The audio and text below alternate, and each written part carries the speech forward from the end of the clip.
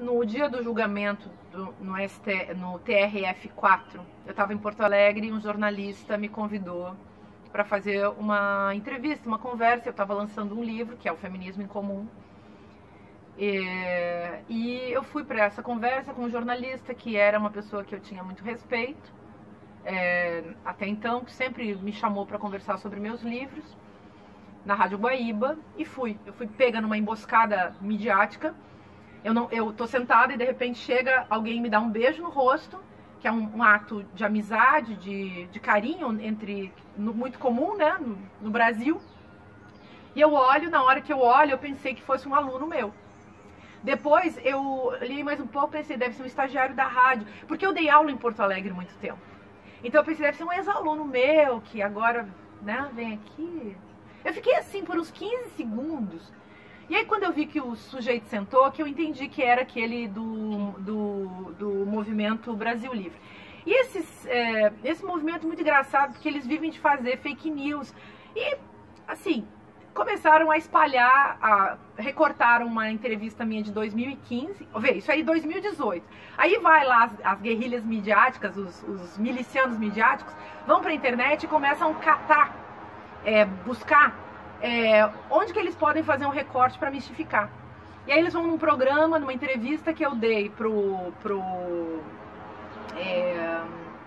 Paulo Moreira Leite, Floresta Fernandes, TV Brasil, algo assim, em 2015, e recortam um trechinho, fora do contexto, fora da lógica, em que eu falo uma coisa super simples. Eu digo, gente, nós podemos defender, e era já naquela época, embora a gente não usasse o termo pós-verdade, era isso. Eu estava falando justamente que a gente pode defender qualquer postura bizarra. E aí eu digo, por exemplo, eu posso defender algo tão bizarro como o assalto. Eu posso dizer que eu sou a favor do assalto. E aí eu começo a argumentar em primeira pessoa e digo, eu sou a favor do assalto, porque isso, porque aquilo, papapá. Tanto que eu começo a falar assim, que a jornalista pergunta, mas você é a favor do assalto? Eu digo, não, eu estou fazendo uma argumentação. Mas eles recortam a primeira pessoa e espalham pelo WhatsApp, que é uma máquina potentíssima, e aí eu começo a receber muitas ameaças de morte. Por conta desse vídeo que espalhou, por conta de outros vídeos que eles fizeram, também com conteúdo bizarro, e eles espalham isso e eu começo a receber muitas ameaças de morte. O que esses caras fazem? Eles não vão para os lugares para debater, eles já chegam com o celular ligado para ver qual é a sua reação. Por quê? Porque eles chegam para te dar um susto. Bu! E aí você leva um susto. Uau! E aí você cai para trás. E aí eles filmam isso e fazem uma mistificação. E foi exatamente o que aconteceu.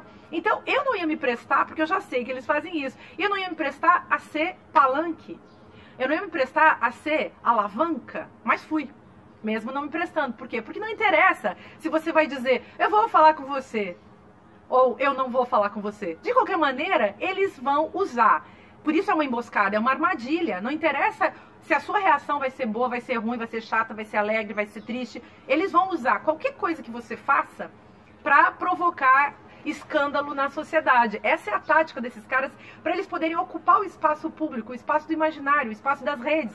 Eles fazem sempre isso. E eu não vou ficar fingindo que estou num diálogo, porque não é possível, com um sujeito que defende a homofobia, que é contra as mulheres, contra os direitos humanos, que é contra os direitos fundamentais, e que fica naquela tática de bullying emocional com as pessoas quando fala com elas. Aí essa perseguição continuou durante o ano. E todos os meus eventos, lançamentos de livros, foram invadidos, a não ser, ou havia promessa de invasão, muita ameaça, ameaças do tipo, quando você estiver assinando um livro, eu vou te matar. E aí, vários desses sujeitos que chegavam para fazer o flash mob, assim, e que ficavam 1 hora na fila para um lançamento de um livro meu. Muitas vezes compravam o livro para poder entrar e depois estavam lá sentados e pulavam, aí os 10, 15, quando eles estavam em um número grande, eles faziam uma cena. Quando eram poucos, eles ficavam ali, as pessoas percebiam, mas tinham controle e sempre muita segurança controlando. Isso começou a virar uma coisa muito perigosa, porque não era perigo só para mim. É perigo para a cultura brasileira, é perigo para a cultura literária, é perigo para as pessoas que querem ir para um evento, escutar, ouvir, curtem a escrita de uma pessoa. E eu tava colocando em risco as pessoas que gostam de mim também. Teve um dia que teve pancadaria. Teve um dia não, teve uns 3 dias que teve briga, teve pancadaria em certos eventos. E eu nunca consegui entender de onde vinha aquilo. E ficava muito preocupada com a segurança das pessoas. E o último evento, teve um evento que eu participei ainda, que foi em novembro. Esse foi bastante significativo, porque havia ameaça de morte, ameaça de invasão.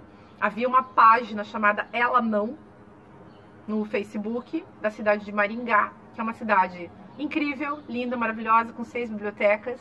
Eu fui convidada para um festival literário lá muito legal. Eu estava lançando um romance que se chama Sob os Pés, Meu Corpo Inteiro. Eu fui falar de literatura, não tinha mais campanha, a extrema-direita já tinha ganhado, mas eles não te deixam em paz, você não pode ser escritor, você não pode ser uma escritora de romances. E aí nesse dia, assim, foi muito desagradável aquela segurança armada, foi muito triste ver isso, na verdade. Foi muito triste que todas as pessoas tenham que ter sido suas bolsas, mochilas, revistadas. Não sei quantas pessoas eram, 200, 300, 400, 500, era muita gente, atrasou muito o evento.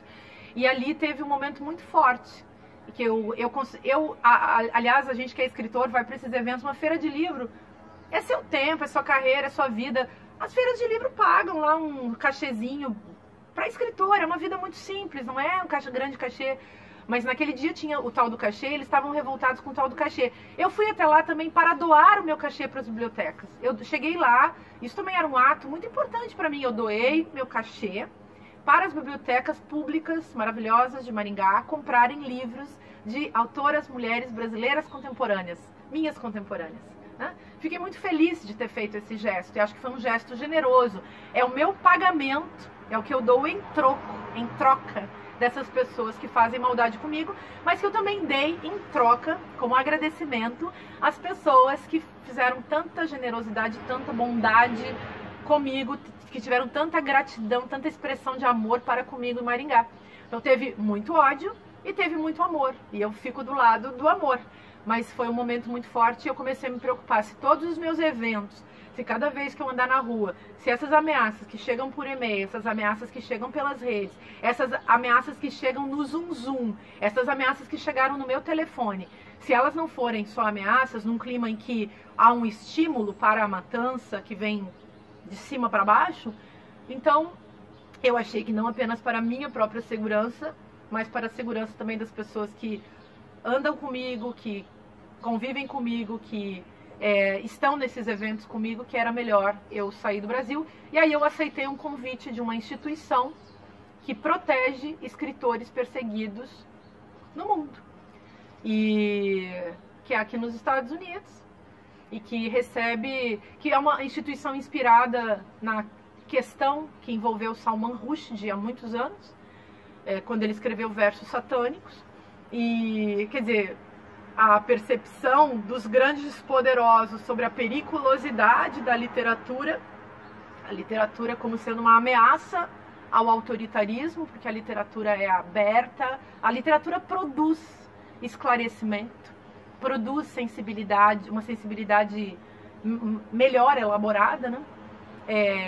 E aí eu aceitei o convite dessa instituição e vim para os Estados Unidos, que é um país cheio de democracia, em que pese o Trump, é que nem no Brasil, em que pese o nosso governo, um país cheio de democracia. Tem um bando de gente autoritária, mas tem um bando de gente democrática, e essa é uma tensão para a gente avaliar. É igual nos Estados Unidos. Aqui só encontrei pessoas maravilhosas, generosas, gratas, com um espírito democrático incrível, muito críticas, e gente que se protege, se ajuda os estrangeiros.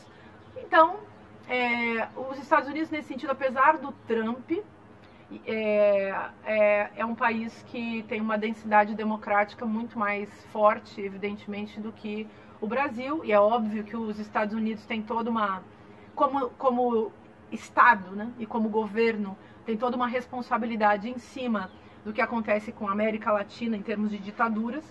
Mas ao mesmo tempo a gente precisa aprender a separar governos e pessoas. Eu sou brasileira e sou uma pessoa democrática, embora o Brasil agora esteja sendo fascista, assim como você, assim como muita gente. Então a gente não deve confundir o país com as pessoas. Eu acho que existe justamente essa tática de criar um foco, né? Então você cria um foco e na internet, porque o que é a internet hoje, o que são as redes sociais? A criação de um mundo virtual. Eu venho escrevendo sobre isso nos meus livros há muito tempo. Em 2014, num livro chamado Filosofia Prática, eu já falava dessa ideia do cotidiano virtual. Então são as operações que antes você fazia, digamos, no nível analógico, e agora você faz num nível que é virtual. Mas esse virtual, ele implica as mesmas táticas. Então, você aponta para alguém, é aquela teoria do ponto negro, né, do Elias Canetti, tem um ponto negro, você aponta para alguém, mesmo que aquela pessoa não tenha feito nada. Você cria todas as fake news, desinformações, todas as enganações que você precisar, você diz daquela pessoa que você bem entender. Pode não ser verdade em nível algum, mas você criou um foco. E aí vem as hordas, né, os peões, né, os lacaios dessas figuras e começam a atacar um determinado cidadão, uma determinada cidadã. Isso cria foco e chama atenção para eles, porque o sujeito que vem e ataca. Imagina se hoje eu chegar, se eu quiser mistificar com você, eu vou escolher um desses, vou dizer, esse cara é gay. Digamos, muita gente vai considerar que eu estou sendo homofóbica. E eu não faria isso porque eu não quero ser homofóbica e não quero dar lenha para esse tipo de fogueira da estupidez, né? Mas é a tática, é a tática. Se a esquerda fizesse mais isso, algumas pessoas na esquerda fazem e vão para cima, né? Mas é uma tática de ataque e esse ataque cria foco e esse ataque chama atenção, na verdade, para quem ataca, né? Então essa é a estratégia, por isso que tem tanta mentira no meio disso. Não importa se o sujeito que está sendo atacado está falando se está sendo atacado por um motivo verdadeiro ou não, né? Então isso também é um efeito dessa época que a gente chama de pós-verdade. E eu tô aqui falando para vocês já preocupada se alguma dessas minhas frases não vão ser recortadas, porque eu vivo desde que eu saí daquela rádio Guaíba em Porto Alegre, eu vivo uma situação muito exótica. Nós precisamos, aliás, ultrapassar esse momento de pós-verdade. Nós precisamos, isso é uma frase filosófica do Lula, e o Lula merece esse crédito. Ele disse um negócio fantástico no meio dos seus discursos. Ele disse: nós precisamos restaurar a verdade no Brasil. E essa verdade precisa ser restaurada no mundo, inclusive. Aqui nos Estados Unidos ela precisa ser restaurada. Afinal de contas, como o presidente que foi eleito aqui, como esse presidente se elegeu na base também de mentira, desinformação, que é uma tática, essa guerra híbrida que está em cena no mundo. Em relação à nossa esquerda, eu acho que falta um caminho, mas acho que já há muita gente com vontade de unir. Quando eu falo em unir a esquerda, eu penso que nós não precisamos ter consenso. A mesma coisa vale para o feminismo. A gente, aliás, traz isso do feminismo. A gente não precisa viver em consenso, assim, a gente precisa viver em diálogo e sabendo o que importa. E eu acho que a gente tem uma esquerda no Brasil que precisa realmente da autocrítica, que é essa extrema esquerda que não reconhece a luta da esquerda que chegou até aqui e que só conseguiu crescer um pouquinho mais porque viveu de certas críticas e de certos pequenos ódios e de uma certa tentativa de parecer moral, e caiu no moralismo. Uma bandeira não tira a outra.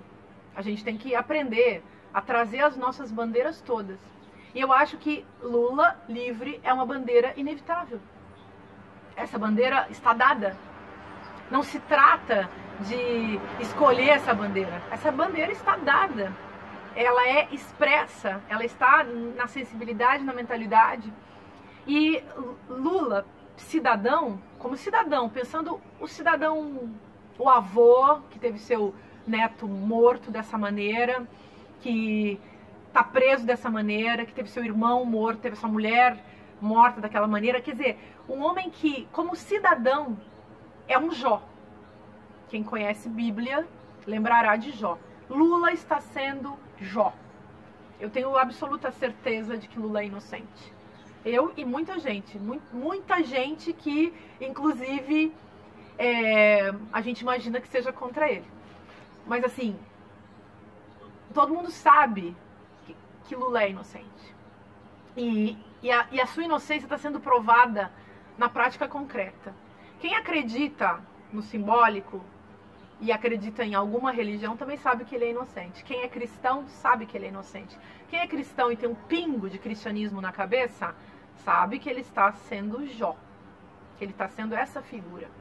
Eu tenho a obrigação de defender esse cidadão, como eu defendo todos os cidadãos que estão presos injustamente numa das sociedades, no nosso país, que é um dos países que mais encarcera pessoas. E ele está sendo punido num projeto político em que ele precisa ser apagado, e todo mundo assistiu isso. Esse ex-juiz, aquela figura, você viu o Laerte mostrando quem esse ex-juiz que prendeu o Lula é um funcionário desse sistema que precisava apagar Lula para Lula não ganhar a eleição. Mas é tão claro, porque todo mundo votaria no Lula. Eu acho que até a direita, se fosse entre Lula e Bolsonaro, até o Alckmin votava no Lula, sei lá, vai, né? Por quê? Porque é tão bizarro imaginar que você vai ser governado por uma figura mentecapta. E nesse caso, Lula não é apenas o cidadão que merece ter seus direitos fundamentais assegurados. Lula é também um ex-presidente, um líder político fundamental para o Brasil, um líder político que foi o melhor presidente que a gente já teve, em que pese as críticas que a gente possa fazer à sua gestão e ao seu governo. E, aliás, ninguém governa sozinho, é um bando de gente junto pensando várias coisas, quando se pensa, né? Enfim. E há essa figura simbólica que precisa ser também resgatada por nós e não pode ser esquecida. Essa compreensão do caráter simbólico dos nossos heróis é fundamental. E a gente tem um herói que está vivo e preso injustamente numa cadeia perversa de um sistema judiciário perverso que instaurou um estado de exceção no Brasil. Então, defender Lula livre é lutar por justiça, democracia e por um Estado, enfim, democrático de direito que traga de fato, assegure de fato o direito do cidadão comum também. Então é muita coisa que está em jogo aí, né? Não dá para perder esse simbolismo. Assim, prometer a violência estimula a ação violenta. Então, discutir e refletir sobre a violência é bom. É importante, porque as pessoas precisam entender as razões pelas quais elas praticam violência e elas sofrem violência. Talvez, compreendendo essas motivações, as pessoas tenham caminhos para procurar uma postura na vida mais razoável. E acho que, aliás, essa é uma questão para a gente se colocar no Brasil também. Nós precisamos refletir mais e precisamos buscar uma sociedade mais razoável. Precisamos buscar razoabilidade e sair dessa agressividade e desse delírio de agressividade que está em cena hoje no Brasil e que é produzido com os fins do sistema. Quer dizer, Bolsonaro jamais teria sido eleito se o Brasil estivesse num clima de amor. Lula é o clima paz e amor. Esse já foi o apelido dele. E isso fazia bem ao Brasil. A afetividade amorosa e pacífica fazia bem ao Brasil, fazia bem inclusive à economia brasileira. Porque essas coisas andam juntos, o imaginário, o simbólico, o discursivo, o afetivo e a prática cotidiana da vida e das instituições depende, evidentemente, de afetos, né? Então a gente precisa compreender o arranjo sistêmico desses elementos todos. E claro que uma cultura de ódio produz mais ódio. O discurso de ódio produz práticas de ódio, leva, portanto, à violência. Então é preciso combater, é preciso enfrentar com lucidez, com inteligência, com generosidade, com muito cuidado, com pesquisa, com um real diálogo. É preciso enfrentar a violência, essa cultura da violência que fomenta a violência. Do meu ponto de vista, os motivos que levaram ao assassinato de Marielle, as motivações desse assassinato terrível, são motivos que precisam ser superados na cultura brasileira. Racismo, misoginia, LGBTfobia e essa essa raiva e esse ódio de pessoas que lutam pelos direitos humanos.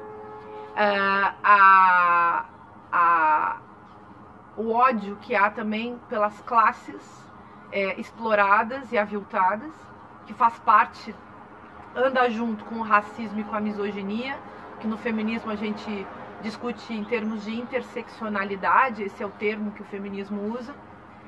E então Marielle, na verdade, Marielle foi morta por um sistema.